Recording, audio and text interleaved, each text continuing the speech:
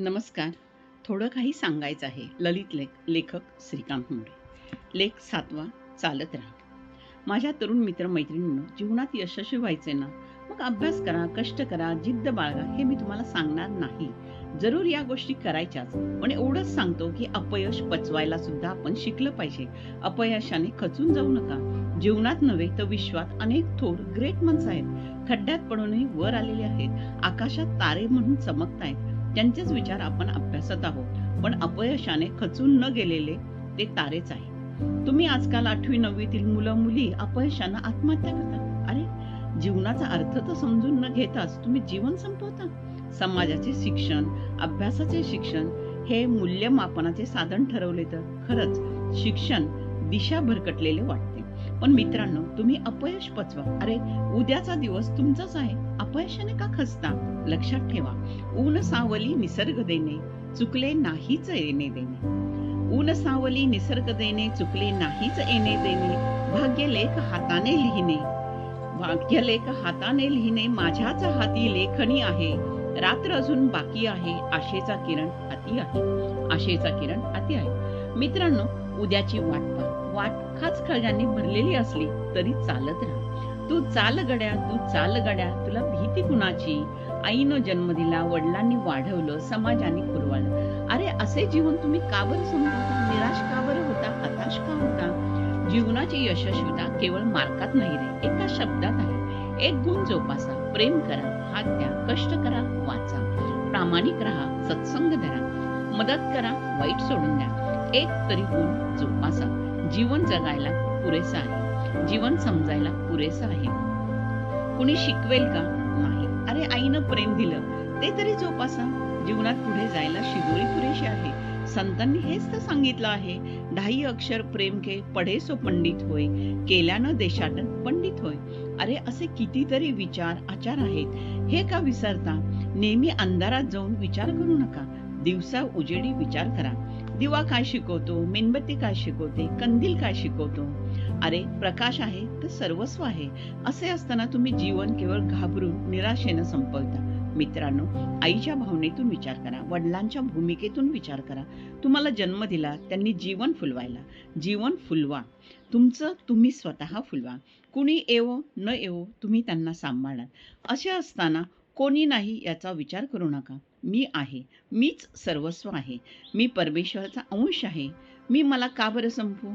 केवळ दुःखाचा सामना करता येत नाही, निराशेचा, अपयशाचा सामना करता येत नाही म्हणून खचू जाऊ नका मित्रांनो, अरे, विचार करा उद्याचा. आयुष्य कधीतरी संपणार आहे. पण स्वतःला निर्णय घेणारे तुम्ही कोण? असेच समजा तुम्हाला व्हायचे आहे, अगदी नदीप्रमाणे. अडथळे पार करायचे आहेत. वळसा घालून अपयशांना पचवून निराशेला गाडून पुढे जायचं आहे. एकच गुण दिव्याचा जोपासा. प्रकाशात राहा, प्रकाश देत राहा. जीवन जगत राहा, जीवन चालत राहा. जीवनात चालत राहा, थांबू नका. थांबला तो संपला. जे आवडत नाही ते काम करावे लागते, तेव्हा ताणतणाव निर्माण होतात. जीवनात एकत्रित राहणे, धर्म जोपासत एकटे राहणे, कुटुंबासोबत असले की काम हलकं होतं. म्हणून कुटुंबाचे महत्त्व समाज जीवनात तसेच वैयक्तिक जीवनातही खूप आहे. जीवन प्रवाही असणे म्हणजे निर्णय, कृती याला महत्त्व असते. जे कृतीविना जीवन जगण्याचा प्रयत्न करतात त्यांना जीवन जगणे अवघड जाते. जीवन जगताना चुकले तर निर्णय घेत जा. निर्णयाविना केवळ विचार व्यर्थ. त्यामुळे जीवनाला प्रवाही होण्यापासून अडचणी निर्माण होतात.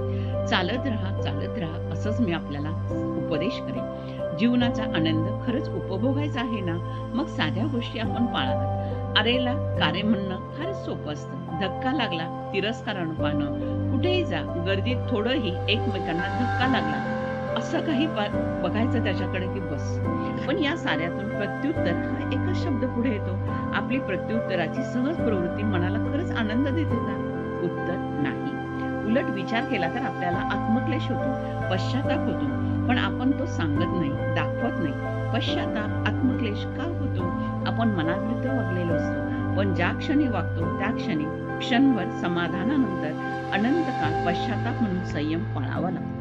तात्काळ उत्तर देऊ नये. महान तत्वज्ञ हेच सांगतात. शेक्सपियर सारखा जगत विख्यात नाटककार हेच म्हणतो, तुमचे कान द्या सर्वत्र, पण कमी बोला. आत्मचिंतन करा. जीवन खरंच सुखी होते. क्षणभराचे सुख खूप वेळा दुःख देते, पण क्षणभराचे प्रत्युत्तर न देणे, संयम पाळणे, चिंतन करणे अनंत काळ आपल्याला समाधान देत राहते. बघा, आपल्या दैनंदिन जीवनात अनेक प्रसंग वारंवार येतात, घरात येतात. जागोजागी आपण सहज स्वभावाला जाणीवपूर्वक मुरड घातली पाहिजे. मन शांत ठेवून मग आवश्यक तेवढेच बोलतो. योग्य तेच वागलो तर जीवनाचा आनंद आपण उपभोगू शकतो.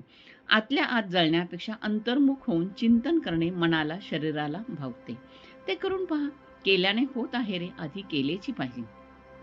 आधी वागलेच पाहिजे. स्वतःपासून सुरू करा. आपोआप संदेश पसरत जाईल. प्रत्युत्तरापेक्षा आत्मचिंतन करा. आनंद घ्या.